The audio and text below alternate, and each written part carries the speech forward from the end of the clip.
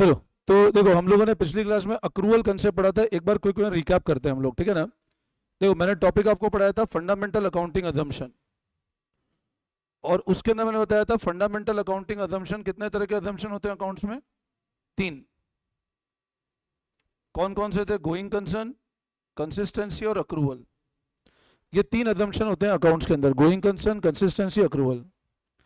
Business की life infinite है as per going concern.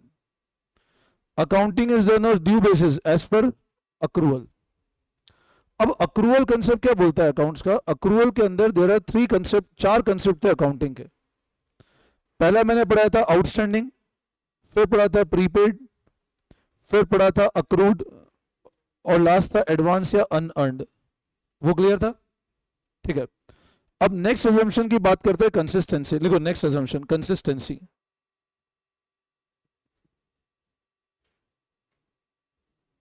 देखो अब नेक्स्ट अजम्पशन कंसिस्टेंसी। देखो अब as per this assumption,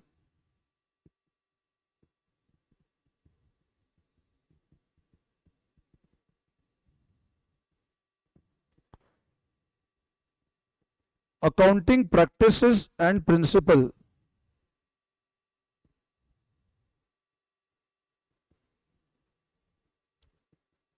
should be same every year.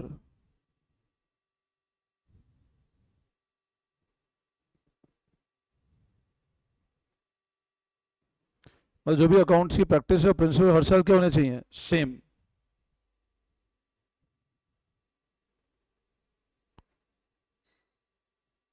This should not change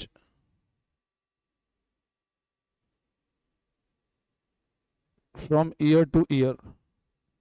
हर साल change नहीं होना चाहिए ना,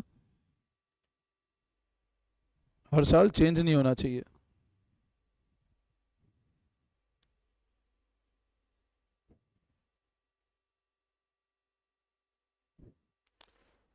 अब देखो कंसिस्टेंसी नाम बता रहा है, कंसिस्टेंसी वर्ड पता है कहां से बना है? कंसिस्टेंट, कंसिस्ट मतलब एक जैसा, कंसिस्टेंट मतलब एक जैसा, कि जो भी प्रैक्टिस है प्रिंसिपल हर साल क्या होने चाहिए? ऐसा नहीं इस साल अलग करा अगले साल अलग किया, ऐसा कभी नहीं होना चाहिए। आज जैसे मान लो अगर अकाउंट्स आज मैं पढ़ा रहा हूं, तो कंसिस्टेंटली मेरे को ही पढ़ाना है ना। आज मैं पढ़ाऊं, कल कोई और पढ़ा है, परसों कोई और पढ़ा, आपको पता ही नहीं पड़ेगा। और अगर कल भी मैं पढ़ाऊंगा तो रोज बताऊंगा थोड़ी ना कि बेटा कल आना, कल भी मैं ही पढ़ाऊंगा, वो तो पता है सर आप ही पढ़ाओगे। तो अजम्पशन क्या बोलता है? अगर हमने अजम्पशन को फॉलो कर लिया तो क्या नहीं करना है अपने को? अब कंसिस्टेंसी मान लो रोज ही मैं पढ़ा रहा हूं तो फॉलो अजम, फिर अगर रोज मैं अकाउंट्स पढ़ा रहा हूं तो बताने की नीड क्या है? वो तो इंपॉर्टेंट रोज मैं पढ़ा रहा हूं। तो कंसिस्टेंसी क्या बोलता है? जो भी प्रैक्टिस और प्रिंसिपल है वो एवरी ईयर क्या होने चाहिए? चेंज अगर होगा तो आप बताओ हमने चेंज किया। अगर कल मैं नहीं पढ़ाऊंगा तो बताऊंगा बेटा कल मैं नहीं पढ़ाऊंगा, मैं पढ़ा रहा हूं तो बताने की नीड नहीं है। यही तो अपने अजम्पशन पढ़ा था। तो अब एक चीज समझना, आप लॉजिक समझो। जब मैं बात करता हूं फंडामेंटल अकाउंटिंग अजम्पशन की, तो अकाउंट्स में अजम्पशन कितने हैं? पहले का नाम है गोइंग कंसर्न, सेकंड का नाम है कंसिस्टेंसी, और थर्ड का नाम है अक्रूवल। लाइफ इनफाइनाइट है as per going concern, practice और प्रिंसिपल सेम होगी एज पर कंसिस्टेंसी, और accounting is always due basis as per accrual. इन तीनों को फॉलो किया तो कभी डिस्क्लोज नहीं करना, और फॉलो नहीं किया तो डिस्क्लोज करता हमने फॉलो नहीं किया। बोलो आई बात समझ में? तो ये अपना अजम्पशन का पार्ट कंप्लीट होता है।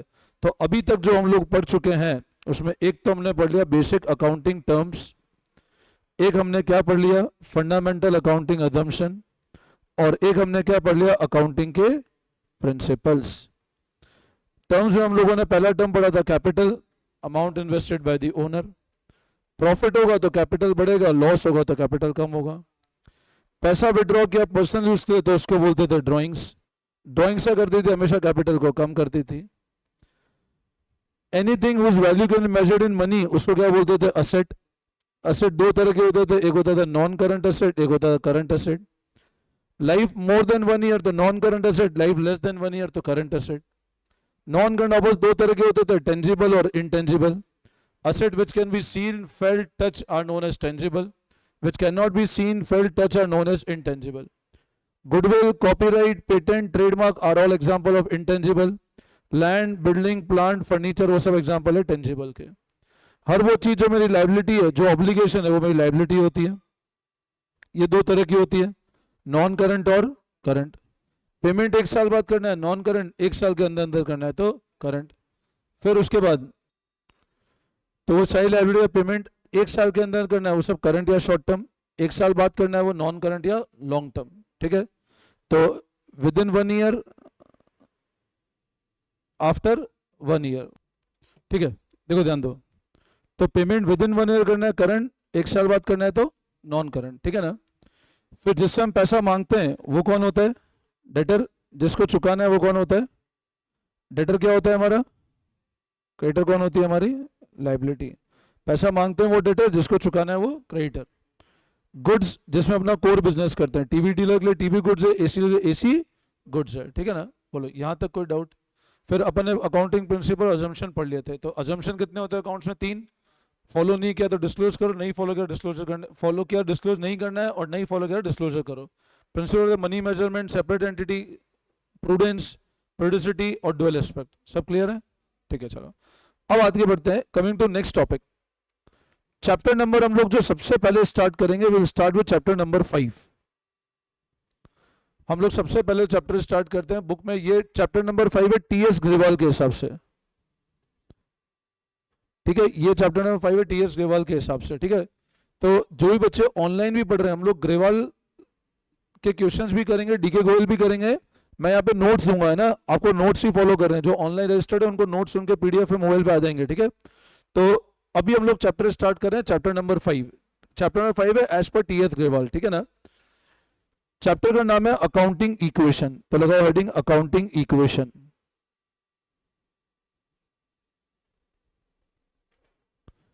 चैप्टर नाम है accounting equation.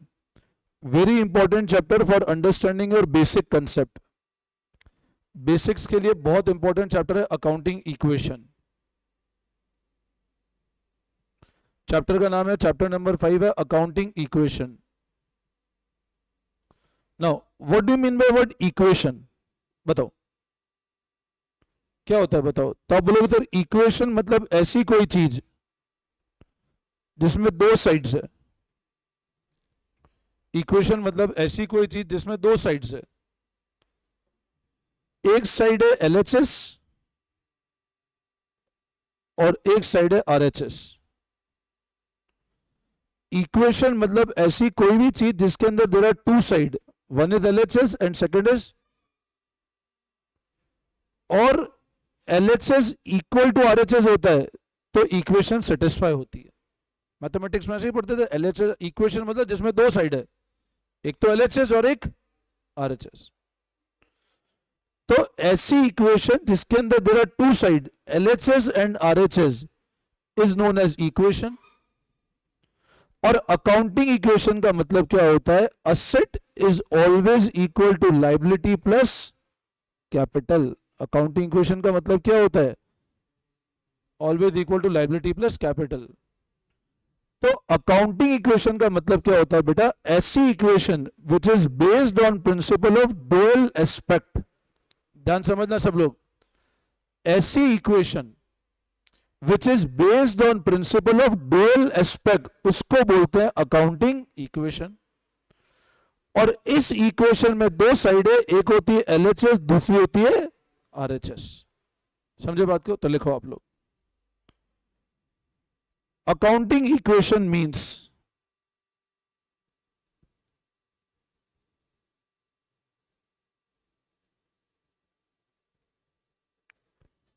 equation based on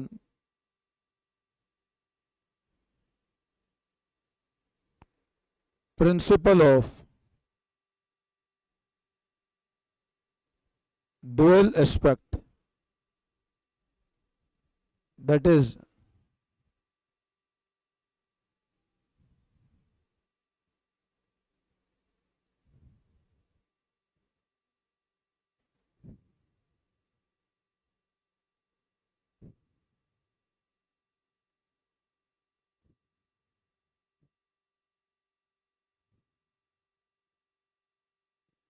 In accounts, every transaction has two aspects, debit and credit. As per accounting equation,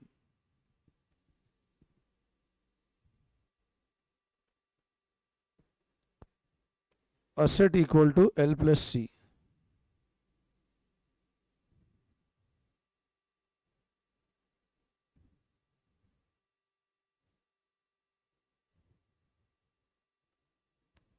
तो ए का मतलब असेट, एल का मतलब लायबिलिटी और सी का मतलब कैपिटल. मतलब एवरी स्टेज पे ए किसके बराबर होगा, एल प्लस सी के बराबर. अब इसका ना लॉजिक समझते हैं, देखो समझो. आज जैसे मान लो मेरे को एक कार खरीदनी है, कैपिटल मतलब क्या होता है, मेरा खुद का पैसा. कैपिटल मतलब मेरा पैसा, जो मेरा पैसा है मैंने लेकर आया. और इसका मतलब क्या होता है, उधार का पैसा. इसका मतलब क्या होता है, तो लाइबिलिटी मतलब उधार का पैसा और कैपिटल मतलब मेरा पैसा. आज समझो मैंने एक कार खरीदी, ये कार थी मान लो 5 लाख रुपए की. ये कार कितने की थी बेटा? अच्छा बताओ कार कहां से खरीदूंगा, या तो मैं खुद पैसा लाऊं. अच्छा कार बताओ असेट है ना, आप बोलो कार असेट है. अब आप मेरी बात समझो. हाँ, तो अब क्या था आप समझना, उधार का पैसा और एक खुद का पैसा. एक 5 लाख रुपए की कार खरीदी जिसमें मान लो मेरे थे 2 लाख रुपए. मेरे मतलब मेरी जेब से 2 लाख थे. वो जो मेरा पैसा था उसको क्या बोलते थे, कैपिटल. ये मैं घर से लाया, तो 3 लाख बताओ बाजार से उधार लेने पड़ेंगे. ये जो बाजार से उधार लिए इसको क्या बोलते हैं, तो 5 लाख की कार ये क्या था मेरा, ये या तो खुद के पैसों से बनेगा या बाजार के पैसों से बनेगा. तो अकाउंटिंग इक्वेशन का मतलब क्या होता है, ऐसी इक्वेशन जिसमें या तो खुद का पैसा लगाओ या उधारी का पैसा लगाओ. और it is based on which principal, it is based on principle of dual aspect. अब एक चीज समझना, मेरे को एक बिजनेस चालू करना था. मैंने मेरे पापा को बोला मेरे को बिजनेस चालू करना है, थोड़ा पैसा उधार दो. मेरे को एक बिजनेस चालू करना था, मैंने मेरे फादर को बोला मेरे को बिजनेस चालू करना है, थोड़ा पैसा उधार दो. उन्होंने कहा ये ले 3 लाख रुपए उधार ले. अब उनने जो 3 लाख रुपए को उधार दिए, बताओ वो क्या थी, मेरे घर से लाया पैसा, वो क्या था, मेरा घर से लाया, मेरा पैसा था. मेरी फादर था तो मेरा पैसा. अब बिजनेस चालू करने के लिए चाहिए थे 5 लाख रुपए. 3 लाख मैंने मेरे पापा से लिए, 2 लाख मार्केट से उधार लिए. 2 लाख मार्केट से क्या लिए. अब मेरे को एक बात बताओ, 2 लाख रुपए जो मार्केट से उधार लिए वो क्या थी मेरी, और जो खुद का पैसा था वो क्या था. अच्छा खुदान खास्ता बताओ, अगर कल ये धंधा बंद हो गया तो पहले किसको चुकाना पड़ेगा, बाहर वालों को कि घर वालों को. पापा भी पैसा तो मांगेंगे, बट पहले किसको देना पड़ेगा. ये ध्यान रखना, ये जो बाहर वाले होते हैं इसको हम लोग बोलते हैं एक्सटर्नल लाइबिलिटी. क्या बोलते हैं इसको, और ये जो घर वाले होते हैं इसको हम लोग बोलते हैं इंटरनल लाइबिलिटी. क्या बोलते हैं, तो इंटरनल लाइबिलिटी का मतलब होता है कैपिटल और एक्सटर्नल लाइबिलिटी का मतलब होता है एल. तो अकाउंटिंग इक्वेशन मतलब एक ऐसी equation which is based on principle of dual aspect, और जो क्या बोलता है हमेशा असेट किसके बराबर होगा, लाइबिलिटी प्लस. इसका मतलब ओनर्स फंड, इसका मतलब आउटसाइडर्स फंड. बाहर वालों का पैसा लाइबिलिटी, खुद का पैसा कैपिटल. आई बात समझ में, तो लिखो आप लोग अकाउंटिंग इक्वेशन मीनिंग लिखो आप. देखो लिखो दिया मीनिंग. हाँ अब लिखना ए इक्वल टू एल प्लस सी. लिखो एल इक्वल टू लाइबिलिटी, जिसको हम एक्सटर्नल के नाम से भी जानते हैं, एक्सटर्नल लाइबिलिटी. अच्छा लाइबिलिटी को एक और नाम से जानते हैं, इक्विटी. लाइबिलिटी बोलो इक्विटी एक ही बात है. तो एक्सटर्नल लाइबिलिटी को मतलब इक्विटी भी हो सकता है ना, ऑब्लिक इक्विटी भी कर दो. लाइबिलिटी और इक्विटी एक ही बात होती है. सी मतलब कैपिटल,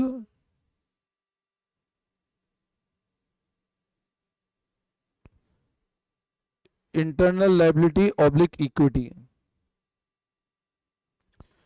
इसका मतलब एक्सटर्नल इक्विटी का मतलब L और मतलब C, और टोटल इक्विटी का मतलब क्या होता है?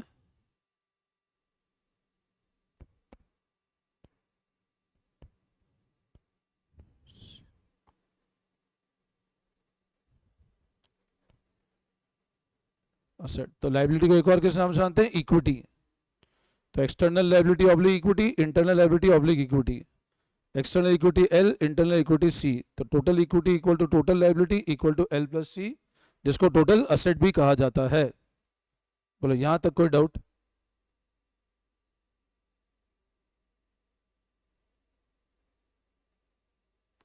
तो हमको एवरी स्टेज पे क्या प्रूव करना है कि ए किसके बराबर होगा? L प्लस सी के बराबर। ये आपको एवरी स्टेज पे प्रूव करना है कि asset equal to liability plus capital.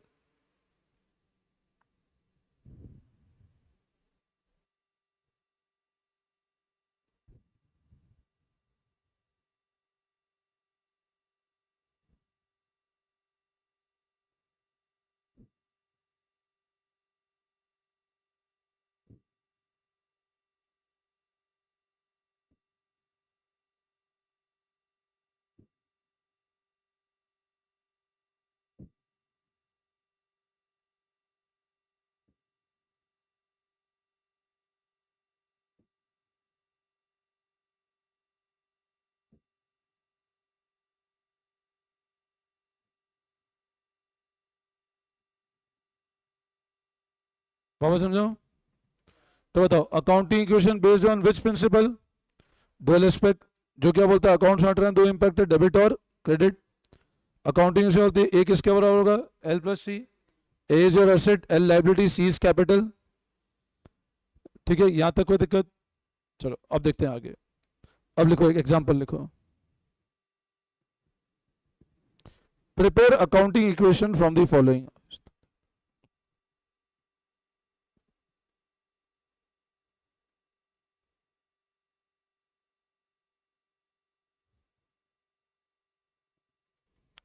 लिखो,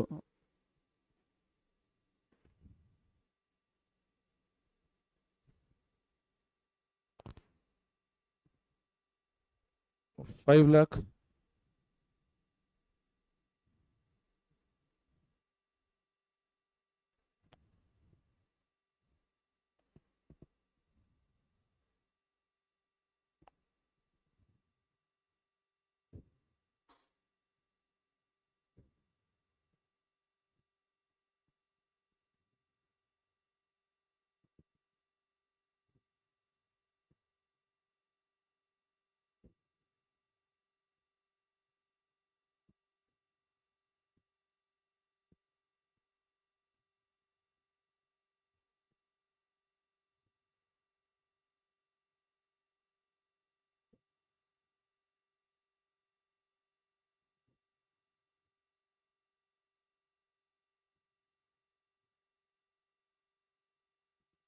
ठीक है। देखो बनो फटाफट।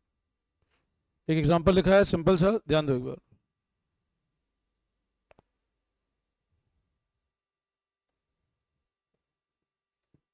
लिखा? पूरा accounting started business with cash 5 lakh. अब अपने को क्या करना है? इस पूरे ट्रांजेक्शन अकाउंटिंग इक्वेशन में बताना है ना। अब कैसे करेंगे? देखो ध्यान देना, मैंने अभी बताया अकाउंटिंग इक्वेशन होती कैसी है? ए इक्वल टू L प्लस सी। तो ऐसा एक फॉर्मेट बनाना है, आपकी कॉपी में ऐसा फॉर्मेट बनाओ, स्केल यूज करके बनाएंगे, है ना। ये 2 पेज में इक्वल डिवाइड करो, इधर लिखो असेट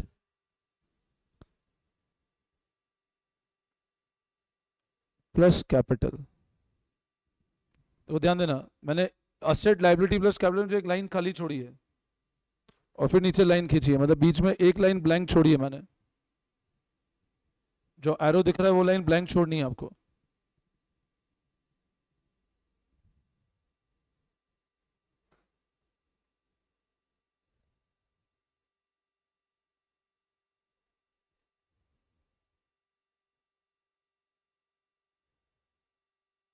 ठीक, अब ध्यान दो, देखो बिजनेस स्टार्ट किया विद कैश 5 लाख, मतलब बिजनेस में कितने रुपए आए? अब आप समझो मैं घर से लाया, मान लो इमेजिन करो, देखो ध्यान समझना, मैं घर पे था, जीवन में कभी मैंने बिजनेस नहीं किया। ये कमरा मैंने किराए पे लिया, खाली पड़ा है कमरा। मैं घर से आया 5 लाख रुपए लेकर के। मैं घर से कितने रुपए लेकर आया? मेरी जेब में 5 लाख रुपए पड़े। अब बताओ मेरे बिजनेस में क्या हुआ है? कैश आया है 5 लाख रुपए, और वो क्या कहलाएगा मेरे लिए? कैपिटल। ध्यान से सुनना अभी, मेरे बिजनेस में कैश आया 5 लाख रुपए और वो क्या कहलाएगा? मेरा कैपिटल। मैं घर गया, घर से 5 लाख रुपए लेके आया, 5 लाख रुपए जेब में आया और वो कहलाया कैपिटल। अब मेरी जेब में 5 लाख रुपए पड़ा हुआ है। मेरी जेब में कितने रुपए पड़े? 5 लाख। अभी मेरे यहाँ कोई फर्नीचर कुछ भी नहीं है। अब आप मेरे को बताओ, आप पढ़ने आए यहाँ पे, अब यहाँ से मेरे को पढ़ना है, मैंने चिंता नहीं करा, अपनी जेब में 5 लाख रुपए पड़े हुए हैं। तो ठीक है सर, ये रूम खाली पड़ा है, इमेजिन करो रूम खाली है, मेरी जेब में 5 लाख रुपए पड़े हुए हैं। मैंने आज चालू किया, अपन ने 5 लाख रुपए पड़े अपने पास, बेटे ठीक है तो मेरे को पढ़ना है। अरे भाई चिंता नहीं कर, मुझे 5 लाख पड़े हुए हैं। तो सर ये क्या है यार?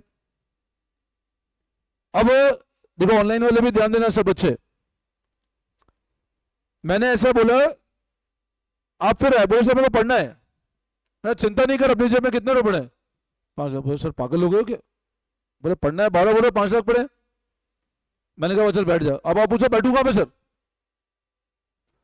अब मेरे को बताओ, मैंने क्या किया? फिर मैंने नोट निकाले और नोट बिछा दिया, मैंने इस पे बैठ जा।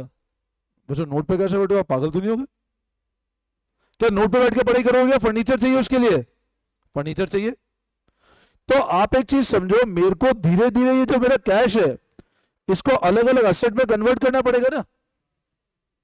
कुछ एसेट मेरे को फर्नीचर चाहिएगा, कुछ एसेट मेरे को बिल्डिंग चाहिएगी।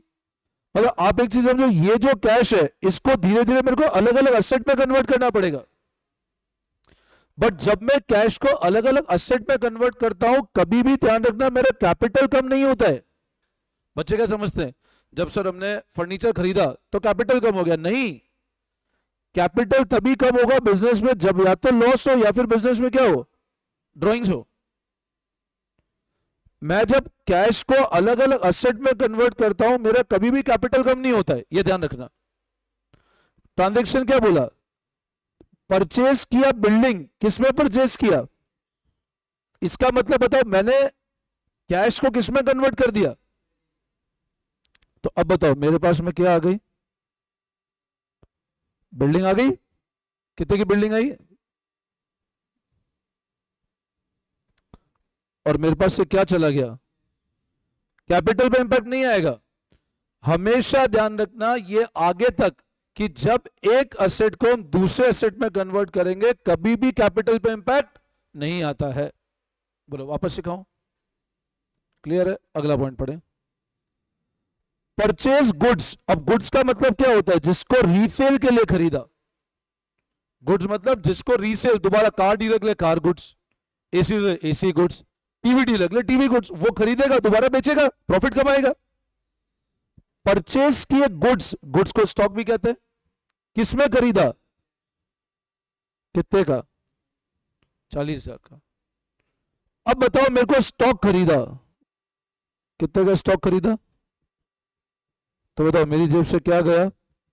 स्टॉक आया, वापस एक एसेट दूसरे एसेट में कन्वर्ट हुआ, कैपिटल पे कोई इंपैक्ट नहीं आएगा।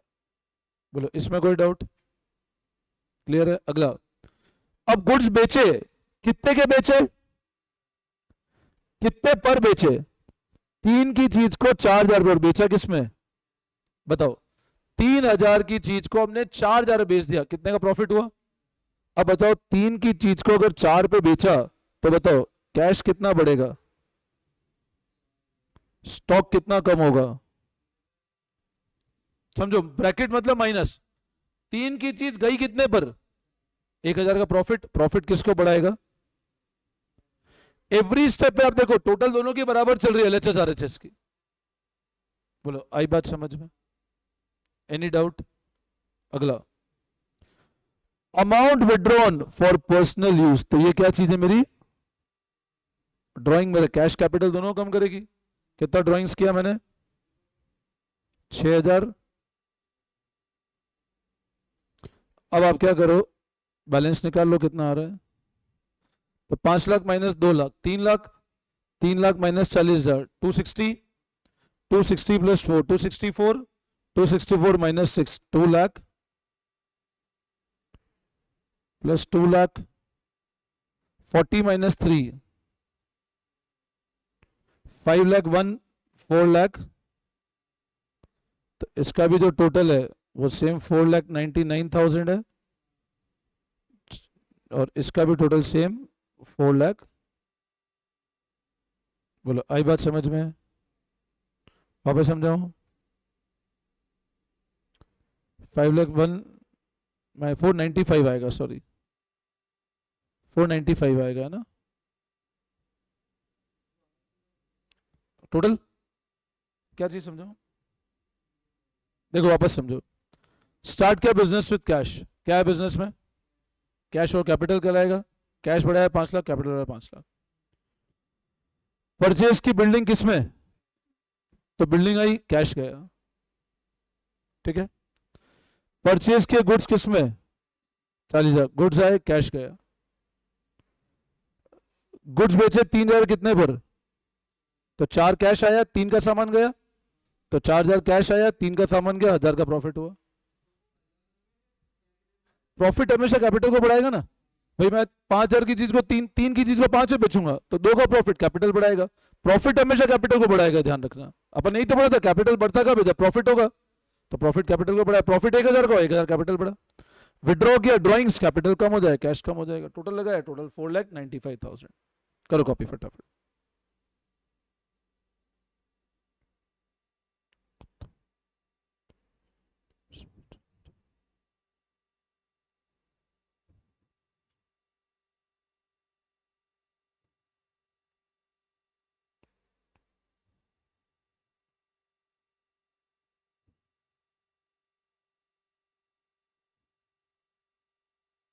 असेट लायबिलिटी प्लस कैपिटल बनाओ फॉर्मेट फटाफट।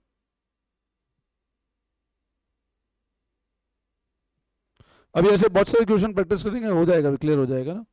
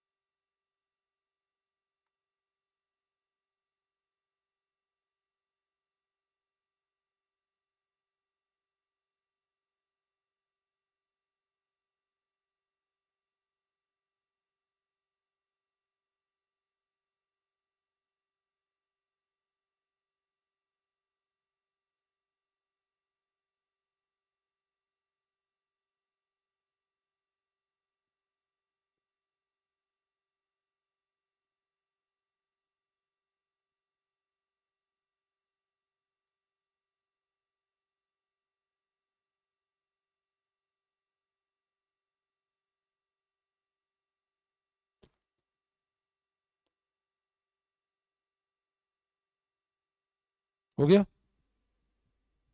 चलो ठीक है। इसको देखना, फिर करते हैं नेक्स्ट क्लास से कंटिन्यू, ठीक है ना। चलो अभी कोई क्लास है आपकी, ठीक है।